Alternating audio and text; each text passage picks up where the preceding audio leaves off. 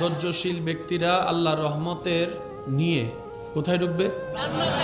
যখন ওনারা জান্নাতে ঢুকবেন, ফেরেশতারা জান্নাতের দরজায় দাঁড়ায় দাঁড়ায় ওনাদেরকে সালাম দিয়ে স্বাগতম জানাবে। সালাম দিয়ে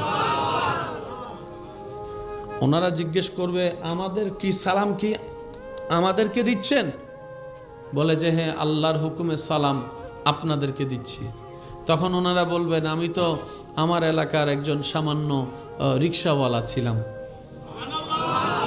দুনিয়ার মানুষ তো আমাকে 2 পয়সার হয়তো গণনাও করে নাই, আমি সামান্য লো লেভেলের একজন দুনিয়ার চোখে সামান্য মানুষ ছিলাম।